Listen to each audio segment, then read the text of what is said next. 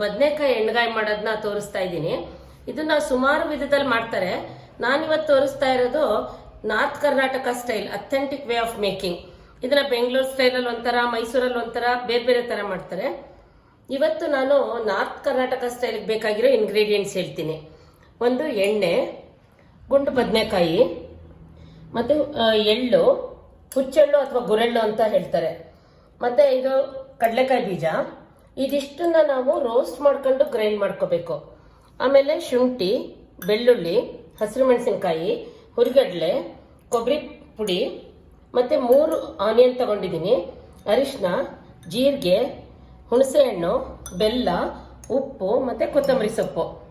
ಈಗ ಇದರಲ್ಲಿ 3 ಐಟಮ್ನ ನಾವು ಡ್ರೈ ಮಾಡ್ಕೊಂಡು ಪೌಡರ್ ಮಾಡ್ಕೊತೀನಿ ಅಂತ ಹೇಳಿದ್ನಲ್ಲ, ಅದು ಕಡಲೆಕಾಯಿ ಬೀಜ, ಗುರೆಳ್ಳು ಅಥವಾ ಹುಚ್ಚೆಳ್ಳು ಮತ್ತೆ ಎಳ್ಳು. ಕರೆಕ್ಟಾಗಿ ನೋಡ್ಕೊಳ್ಳಿ, ಇವನ್ ಮಾತ್ರ ಹುರಿದು ಪೌಡರ್ ಮಾಡ್ಕೋಬೇಕು. ನೆಕ್ಸ್ಟ್ ಹಾಗೆ ಬೇರೆ ಪೌಡರ್ ಮಾಡ್ಕೊಳ್ಳೋದು ಕೊಬ್ಬರಿ, ಇದನ್ನು ಸ್ವಲ್ಪ ಪೌಡರ್ ಮಾಡ್ಕೋಬೇಕು. ಹುರಿಗಡ್ಲೆನೂ ಪೌಡರ್ ಮಾಡ್ಕೋಬೇಕು. ಶುಂಠಿ, ಬೆಳ್ಳುಳ್ಳಿ, ಹಸಿರು ಮೆಣಸಿನಕಾಯಿ, ಇದನ್ನು ಹಸಿದನ್ನೇ ಪೌಡರ್ ಅಂದ್ರೆ ಪೇಸ್ಟ್ ತರ ಮಾಡ್ಕೋಬೇಕು. ಇವು 3 ಒಟ್ಟಿಗೆ ಮಾಡ್ಕೋಬಹುದು. ಆಮೇಲೆ ಹುಣಸೆ ಹಣ್ಣನ್ನ ಅದು ನೀರು ಹಾಕ್ಬಿಟ್ಟು ಅದರಿಂದ ರಸ ತಗೋಬೇಕು. ಒಂದು 2 ಚಮಚದಷ್ಟು ರಸ ಬೇಕಾಗುತ್ತೆ. ಇಷ್ಟು ನಾವು ಪ್ರಿಪ್ರೇಷನ್ ಮಾಡ್ಕೋಬೇಕು. ಇವಾಗ ನೋಡಿದ್ರೆ ಅಯ್ಯೋ ಇಷ್ಟೊಂದು ಪ್ರಿಪ್ರೇಷನ್ ಅಂತ ಅನ್ಸುತ್ತೆ, ಬಟ್ ನಾರ್ತ್ ಕರ್ನಾಟಕದವ್ರಿಗೆ ಇದನ್ನ ಮಾಡೋದು ತುಂಬಾ ಈಸಿ. ಯಾಕಂದ್ರೆ ಅವರು ಇದೆಲ್ಲ ಪೌಡರ್ಸ್ ಮನೇಲಿ ಯಾವಾಗ್ಲೂ ಮಾಡಿಟ್ಕೊಂಡಿರ್ತಾರೆ. ಸೊ ಮಾಡ್ಬೇಕು ಅಂದ್ರೆ ವೆಜಿಟೇಬಲ್ಸ್ ಅಷ್ಟೇ ತಗೊಂಡು ಇನ್ ಪೌಡರ್ಸ್ನೆಲ್ಲ ಡೈರೆಕ್ಟ್ ಆಗಿ ಅವ್ರು ಮಾಡ್ಕೊಂಡಿರೋದ್ರಿಂದ ಹಾಕ್ತಾರೆ. ಹಂಗಾಗಿ it becomes very easy recipe for them. ಕಡಲೆ ಬೀಜ ಅಬೌಟ್ 1.5 ಪಲ್ಯದ ಸ್ಪೂನ್ ಅಷ್ಟು ಕಡಲೆ ಬೀಜ ಹುರ್ಕೊಂತಾ ಇದ್ದೀನಿ. ಇದನ್ನ ಈಗ ಡ್ರೈ ರೋಸ್ಟ್ ಮಾಡ್ಕೋಬೇಕು. ಆಗಿದೆ ಇದು.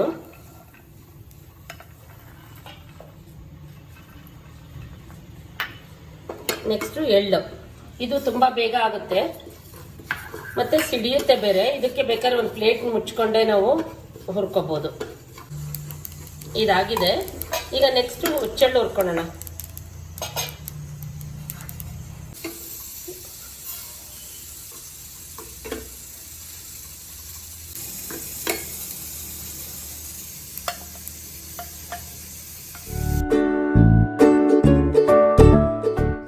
ಈಗ ಕಡಲೆಕಾಯಿ ಬೀಜ, ಎಳ್ಳು, ಹುಚ್ಚೆಳ್ಳು ಹುರಿದಿಟ್ಕೊಂಡಿದ್ದೀನಿ. ಇದ್ರದ್ದು ಸಿಪ್ಪೆನೂ ಬಿಡಿಸ್ಕೊಂಡಿದ್ದೀನಿ. ಎಲ್ಲದನ್ನು ಈಗ ಸೆಪರೇಟ್ ಆಗಿ ಗ್ರೈಂಡ್ ಮಾಡಿ ಇಟ್ಕೊಳ್ಳೋಣ. ಫಸ್ಟ್ ಕಡಲೆಕಾಯಿ ಬೀಜ ಹಾಕ್ತಾ ಇದ್ದೀನಿ. ಇದನ್ನ ತುಂಬಾ ಪೌಡರ್ ಮಾಡೋದು ಬೇಡ, ಮೀಡಿಯಂ ಆಗಿ ಪುಡಿ ಮಾಡಬೇಕು.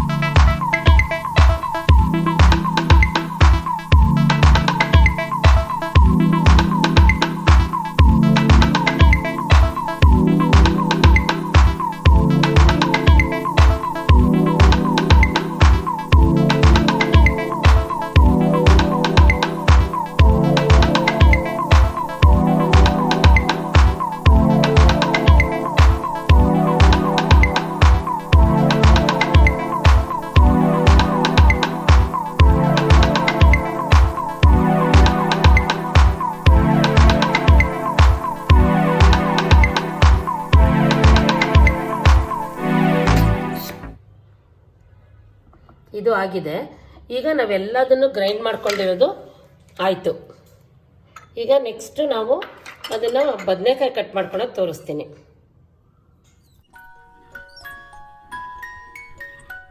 ಈ ಕಡೆಯಿಂದ 4 ಹೋಳು ಮಾಡ್ಕೊಳ್ಳೋಣ. ಇದನ್ನು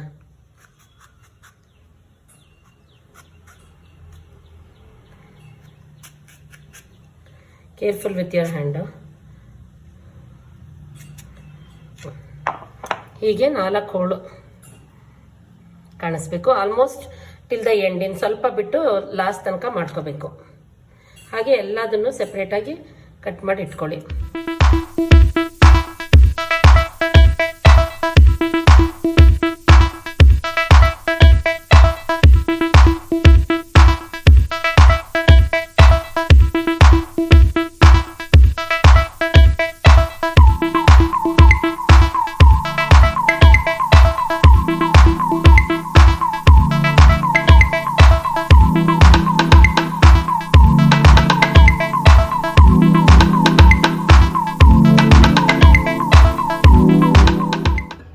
ಈಗ ಈ ಪಾತ್ರೆಗೆ 4 ಟೇಬಲ್ ಸ್ಪೂನ್ ಎಣ್ಣೆ ಹಾಕ್ಕೊತೀನಿ.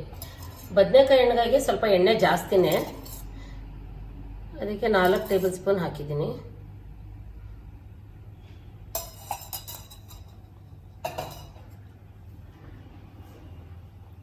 ಎಣ್ಣೆ ಕಾಯ್ತಾ ಇದೆ. ಈಗ ಜೀರಿಗೆ ಹಾಕ್ತೀನಿ. 1 ಚಮಚ ಜೀರಿಗೆ ಹಾಕಿದ್ದೀನಿ. ನೆಕ್ಸ್ಟ್ 3 ದೊಡ್ಡ ಈರುಳ್ಳಿ ಹಾಕಿದ್ದೀನಿ.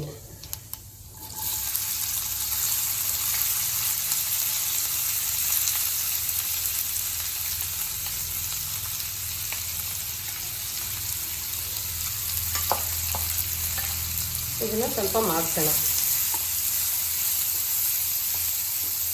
ಇದನ್ನ ಮಾಡುವಾಗಲೇ ನಾವು ಹಸಿರು ಮೆಣಸಿನಕಾಯಿ, ಬೆಳ್ಳುಳ್ಳಿ ಮತ್ತು ಶುಂಠಿ 3 ಒಟ್ಟಿಗೆ ಪೇಸ್ಟ್ ಮಾಡ್ಕೊಂಡಿದ್ದೀವಲ್ಲ, ಅದನ್ನು ಹಾಕ್ತಾ ಇದ್ದೀನಿ.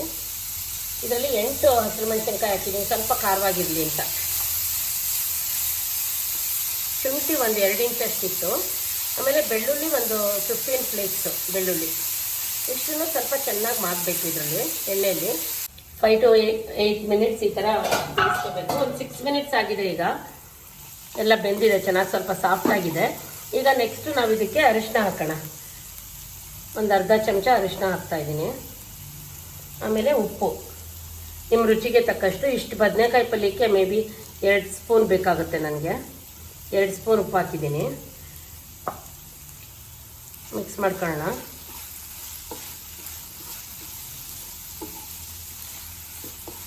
ಮಿಕ್ಸ್ ಮಾಡಿ ನಾವು ಹುಣಸೆ ಹುಳಿ, ಇದು ಹುಣಸೆ ಹಣ್ಣು ತಗೊಂಡಿದ್ನಲ್ಲ, ಅದಕ್ಕೆ ನೀರು ಹಾಕ್ಬಿಟ್ಟು ಅದನ್ನು ಒಂದು ಲಿಕ್ವಿಡ್ ಥರ ಮಾಡ್ಕೊಂಡಿದ್ದೀನಿ.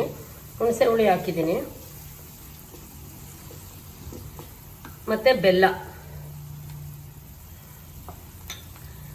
ಈಗ ಕೊತ್ತಂಬರಿ ಸೊಪ್ಪನ್ನು ಸ್ವಲ್ಪ ಹಾಕ್ತೀನಿ, ಯಾಕಂದರೆ ಲಾಸ್ಟಲ್ಲಿ ಮಿಕ್ಕಿದ್ದು ಹಾಕ್ತಿದ್ದೀನಿ.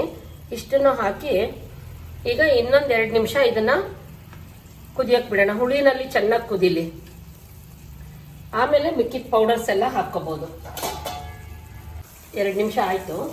ಇದು ಚೆನ್ನಾಗಿ ಕುದೀತಾ ಇದೆ. ಈಗ ನಾವು ಒಂದೊಂದೇ ಪೌಡರ್ಸ್ನ ಇದಕ್ಕೆ ಹಾಕ್ಕೊಳ್ಳೋಣ. ಇದು ಫಸ್ಟು ಎಳ್ಳು ಪುಡಿ. ಇದು ಸುಮಾರು 1 ಪಲ್ಯದ ಸ್ಪೂನಷ್ಟು ತಗೊಂಡಿದ್ದೆ ಎಳ್ಳು. ಆಮೇಲೆ ನೆಕ್ಸ್ಟು ಕಡಲೆಕಾಯಿ ಬೀಜ, ಇದು 1.5 ಸ್ಪೂನಷ್ಟು ಪಲ್ಯದ ಸ್ಪೂನಲ್ಲಿ ತಗೊಂಡಿದ್ದೆ.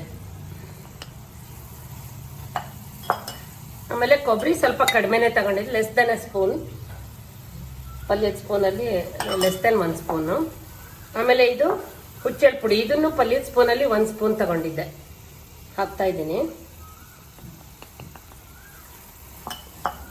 ಮಿಕ್ಸ್ ಮಾಡಿ ಈಗ ಬೈಂಡಿಂಗಿಗೆ ಕಡಲೆ ಹಿಟ್ಟು, ಹುರಿಗಡಲೆ ಪೌಡ್ರು, ಹುರಿಗಡಲೆನೂ ಪೌಡರ್ ಮಾಡ್ಕೊಂಡಿದ್ದೀನಿ. ಅದು 2 ಸ್ಪೂನು, 2 ರಿಂದ 3 ಸ್ಪೂನ್ ಹಾಕಿದ್ದೀನಿ. ಇಷ್ಟನ್ನು ಚೆನ್ನಾಗಿ ಮಿಕ್ಸ್ ಮಾಡ್ಕೊಳ್ಳೋಣ. ಇಷ್ಟನ್ನೇ ಎಲ್ಲ ಹಾಕೊಳ್ಳೋದು. ನಾನು ಇದಕ್ಕೊಂದು ಎಕ್ಸ್ಟ್ರಾ ಇಂಗ್ರೀಡಿಯೆಂಟ್ ಆ್ಯಡ್ ಮಾಡ್ತೀನಿ. ಅದೇನಂದರೆ ಮನೆಯಲ್ಲಿ ಸಾಂಬಾರ್ಗೆ ನೀವು ಯೂಸ್ ಮಾಡೋ ಪೌಡ್ರ್ ಇದು. ಬಟ್ ಇದಕ್ಕೆ ನಾನು ರೆಡ್ ಚಿಲ್ಲೀಸ್ ಹಾಕ್ಕೊಂಡಿಲ್ಲ. ಅದು ಬಿಟ್ಟರೆ ಸಾಂಬಾರ್ಗೆ ನಾವು ಏನು ಯೂಸ್ ಮಾಡ್ತೀವೋ ಅದೇ ಪೌಡ್ರು. ಇದನ್ನು ಯಾವಾಗಲೂ ನಾನು ಸೆಪ್ರೇಟಾಗಿ ಮಾಡಿಟ್ಕೊಂಡಿರ್ತೀನಿ ಮನೆಯಲ್ಲಿ. It gives very good flavour. ಇದನ್ನೊಂದು ಅರ್ಧ ಸ್ಪೂನ್ ಹಾಕ್ತೀನಿ. ಇದು ಆಪ್ಷನಲ್ಲು. ಸ್ಮೆಲ್ ಚೆನ್ನಾಗಿ ಬರುತ್ತೆ ಅಂತ ಹಾಕಿದ್ದೀನಿ. ಇದನ್ನು ಮಿಕ್ಸ್ ಮಾಡ್ಕೊಳ್ಳೋಣ. ಈಗ ಮೇಲೆ ಕೊತ್ತಂಬರಿ ಸೊಪ್ಪನ್ನು, ಉಳಿದಿದ್ದ ಕೊತ್ತಂಬರಿ ಸೊಪ್ಪನ್ನು ಎಲ್ಲ ಹಾಕ್ಬಿಟ್ಟು ಮಿಕ್ಸ್ ಮಾಡಿ ಸ್ವಲ್ಪ ತಣ್ಣಗಾಗಕ್ಕೆ ಬಿಡಬೇಕು.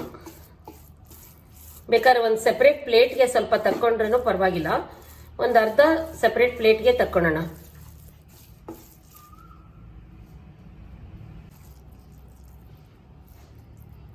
ಇದು ಬದನೆಕಾಯಿ ಒಳಗೆ ತುಂಬಕ್ಕೋಸ್ಕರ ತಕ್ಕಂತ ಇದ್ದೀನಿ. ಇದು ಆರಿದ್ರೆ ನಾವು ಕೈನಲ್ಲೇ ತುಂಬೋದು, ಇಲ್ಲಾಂದ್ರೆ ಸ್ಪೂನು ಯೂಸ್ ಮಾಡ್ಬೋದು. ಕೈಯಲ್ಲಿ ತುಂಬಿದ್ರೆ ಚೆನ್ನಾಗಾಗುತ್ತೆ. ಇನ್ನು ಮಿಕ್ಕಿದ್ದು ಹಾಗೆ ಬಾಣಲೆನಲ್ಲೇ ಇರಲಿ.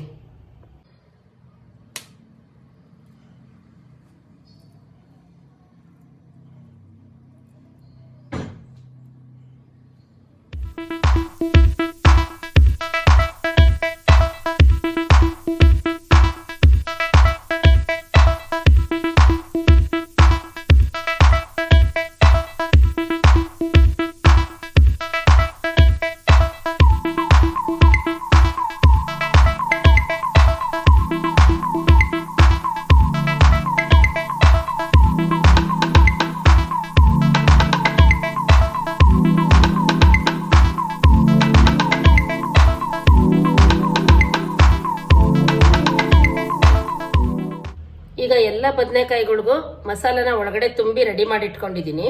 ಈಗ ಇದನ್ನೆಲ್ಲ ಬೇಯಿಸ್ಕೊಳ್ಳೋದು ನೆಕ್ಸ್ಟ್ ಸ್ಟೆಪ್ಪು. ಈಗ ಫಸ್ಟ್ ಪಾತ್ರೆ ತಗೊಂಡು ಅದಕ್ಕೆ ಒಂದು 2 ಸ್ಪೂನ್ ಅಷ್ಟು ಎಣ್ಣೆ ಹಾಕ್ಕೊಂಡು ಎಲ್ಲ ಕಡೆ ಸ್ಮಿಯರ್ ಮಾಡ್ಕೊತೀನಿ. ಫಸ್ಟ್ ನಾವು ಇದಕ್ಕೆ ಬದನೆಕಾಯಿ ಹಾಕ್ಕೊಳ್ಳೋಣ.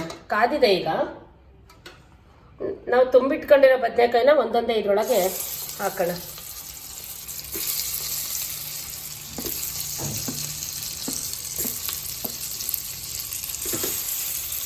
ಇದನ್ನ ಸ್ಪೂನಲ್ಲಿ ಒಂದು 2 ನಿಮಿಷ ಹಿಂಗೆ ತಿರುಗಿಸಿ ಬದನೆಕಾಯಿ ಎಲ್ಲ ಹುರ್ಕೊಂಡಂಗೆ ಆಗಬೇಕು. ಎಣ್ಣೆಯಲ್ಲಿ ಹಿಂಗೆ ತಿರುಗಿಸ್ತಾ ಇರಬೇಕಷ್ಟೆ. ಇದೊಂದು 2 to 3 ಮಿನಿಟ್ಸ್ ಅಥವಾ 4 ಮಿನಿಟ್ಸೇ ಆಗುತ್ತೆ. ಹೆಚ್ಚಿಗೆ ಎಣ್ಣೆ ಏನು ಹಾಕಿಲ್ಲ ಇದಕ್ಕೆ, ಯಾಕಂದರೆ ಒಗ್ಗರಣೆನಲ್ಲಿ ನಾವು ಕರೆಕ್ಟಾಗಿ ಹಾಕಿದ್ದೀನಿ. ಇದನ್ನು ಸುಮ್ಮನೆ ಎಣ್ಣೆಯಲ್ಲಿ ಪೂರ್ತಿ ಬೇಯೋದು ಬೇಡ. ಒಂದು 3 ಮಿನಿಟ್ಸ್ ಇದನ್ನು ಎಣ್ಣೆನಲ್ಲಿ ಫ್ರೈ ಆಗಲಿ. ಮಧ್ಯ ಬಿಟ್ಟು ತಿರುಗಿಸ್ಬೋದು. ಈಗ ಒಂದು 4 ಮಿನಿಟ್ಸ್ ಆಗಿದೆ. ಬದನೆಕಾಯಿ ಎಲ್ಲ ಸ್ವಲ್ಪ ಚೆನ್ನಾಗಿ ಎಣ್ಣೆನಲ್ಲಿ ಫ್ರೈ ಆಗಿದೆ. ಈಗ ನಾನು ಉಳಿದಿರೋ ಮಸಾಲೆ ಇದಕ್ಕೆ ಹಾಕ್ಬಿಡ್ತೀನಿ.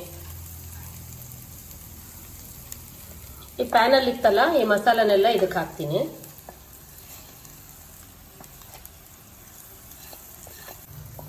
ಈಗ ಮಸಾಲೆ ಎಲ್ಲ ಹಾಕಿದ್ದೀನಿ. ಈ ಪಾತ್ರೆಗೆ ಸ್ವಲ್ಪ ನೀರು ಹಾಕ್ಕೊಂಡು ಅದನ್ನು ಇದ್ರೊಳಗೆ ಹಾಕಬೇಕು. ಈ ನೀರೆಲ್ಲ ಇದಕ್ಕೆ ಹಾಕ್ತೀನಿ. ಮಸಾಲ ಇದೆ ಇದರಲ್ಲಿ.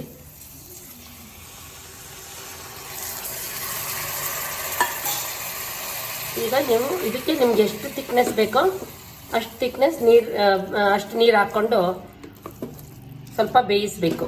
ಒಂದು 10 ನಿಮಿಷ ಆಗುತ್ತೆ ಬೇಯೋಕ್ಕೆ. ನಾನಿನ್ನು ಸ್ವಲ್ಪ ನೀರು ಹಾಕ್ತೀನಿ, ಬೇಕಾಗುತ್ತೆ.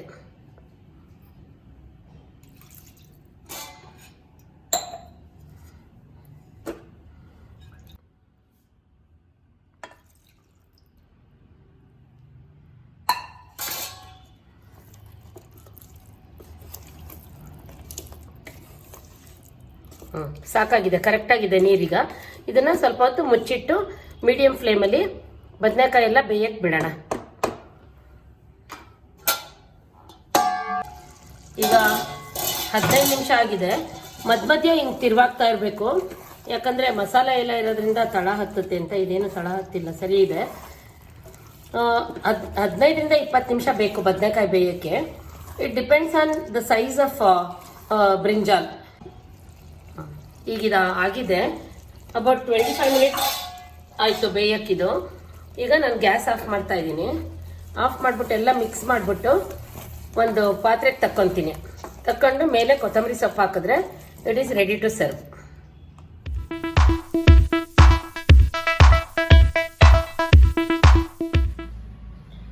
ನಾರ್ತ್ ಕರ್ನಾಟಕ ಸ್ಟೈಲ್ ಬದನೆಕಾಯಿ ಎಣ್ಣೆಗಾಯಿ ರೆಡಿಯಾಗಿದೆ. ಇದು ಜೋಳದ ರೊಟ್ಟಿ ಜೊತೆ ಅಲ್ಟಿಮೇಟ್ ಕಾಂಬಿನೇಷನ್. ಇದನ್ನ ಚಪಾತಿ ಜೊತೆನೂ ತಿನ್ಬೋದು, ಅಥವಾ ಅದರ ಅಕ್ಕಿ ರೊಟ್ಟಿ ಯಾವ್ದ್ರ ಜೊತೆ ಬೇಕಾದ್ರೂ ತಿನ್ಬೋದು. ಬಿಳಿ ಹೋಳಿಗೆ ಜೊತೆನೂ ತುಂಬಾ ಚೆನ್ನಾಗಿರುತ್ತೆ.